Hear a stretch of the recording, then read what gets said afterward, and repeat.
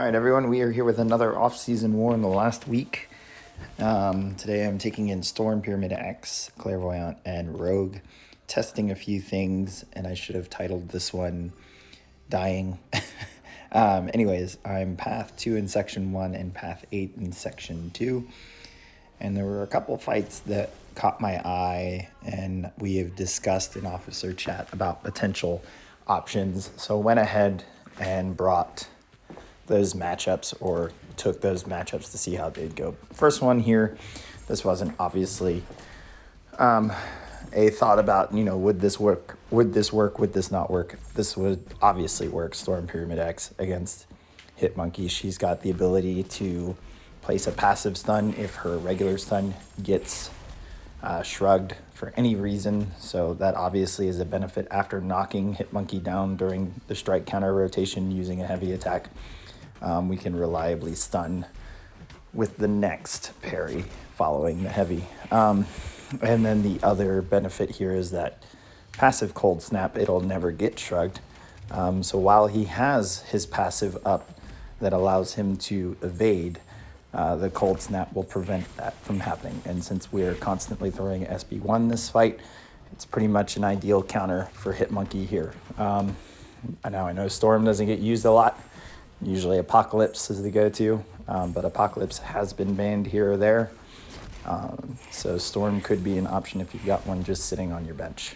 So pretty easy fight for her.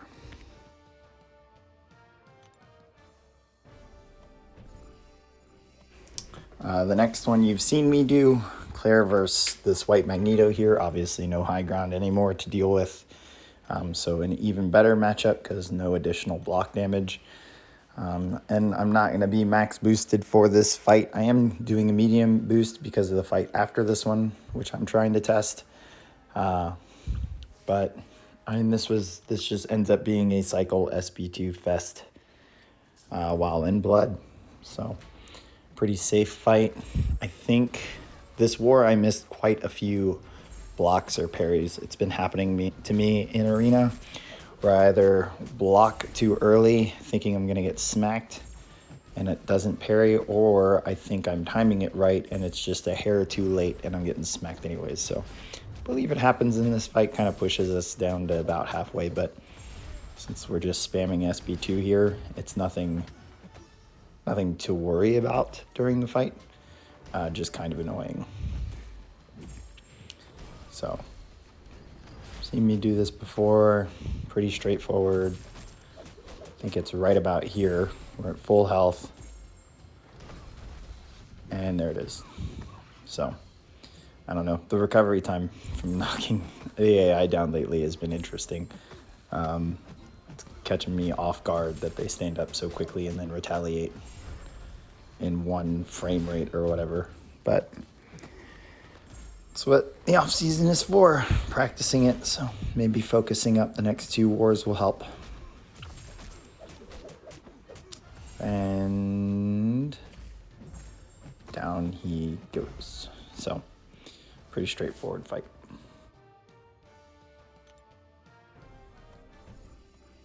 All right, and then so the craziness with unstoppable armor and everything you got to focus on with this node. This might be a little too much for just Rogue to handle, especially without a white Magneto pre-fight. But the idea here was that hopefully the shock and the poison get shrugged off fast enough, and since we're spamming SB1, we'd be able to mitigate a lot of that damage in the short time that they're on. Now, I believe the poison lasts 4 seconds. I didn't rewatch this before doing the commentary. But my game plan was to stick to the strike counter. Now, there are a few times I'm not paying attention to the unstoppable armor timer.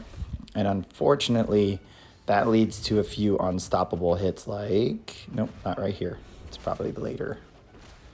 But it definitely kind of slows the fight down a little bit.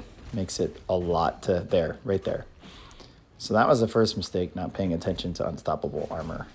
And then the second there was that I was going to block a hit and throw SB1, and I forgot. And of course, he throws a heavy instead of another attack. and in comes his own unstoppable. And I believe there's one more point. Like from here on, kind of seems like I'm going to try and save it. I'm going to recover a good bit of health. But keep in mind, it's because the shock and the poison aren't actually placed at the moment.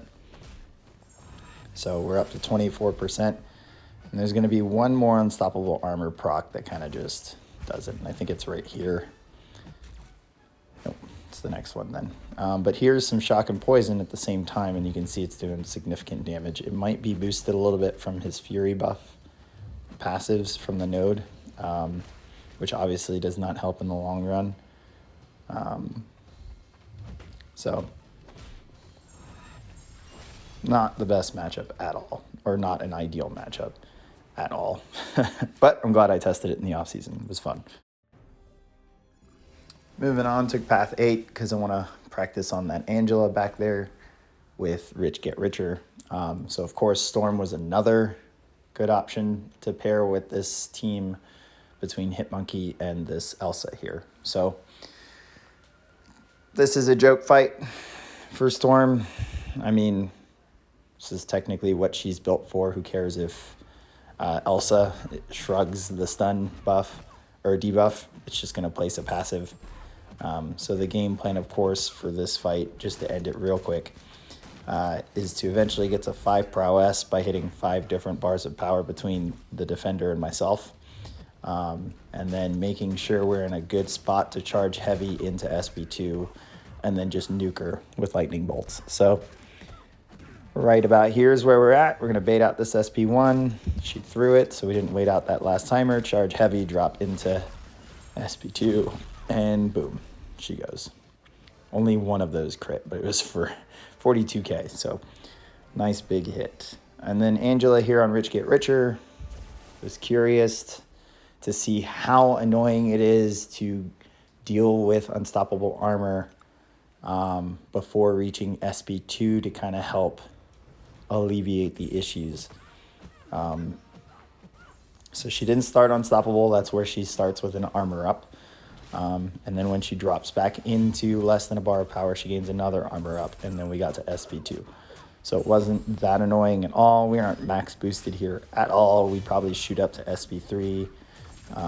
But you can see here I decided to stay in Plague so that we can power drain her, just in case the buff immunity doesn't stay or has a downtime, and then she ends up gaining power from Rich Get Richer.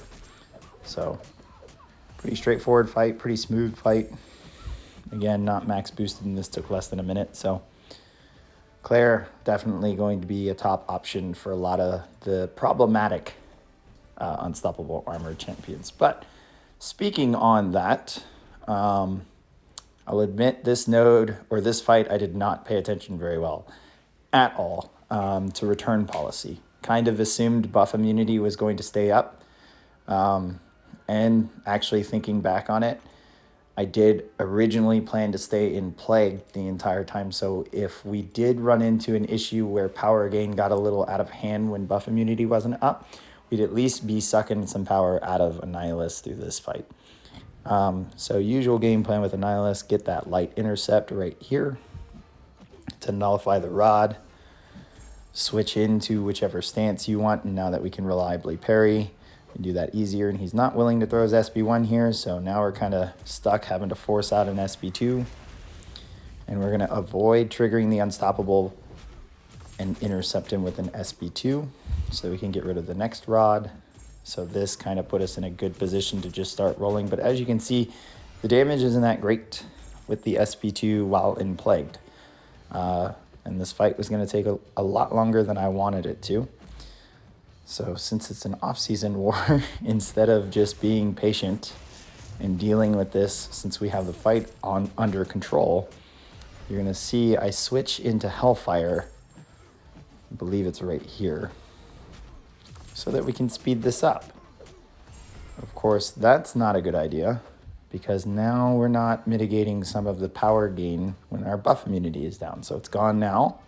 Still trying to bait out this SB2, missed the block there, fantastic. Unstoppable armor shows up, all right. He finally threw SB2, and we were gonna try and intercept there, and he didn't come in, but luckily mistriggered, so the AI does its little funky stand there thing. So we're actually pretty good.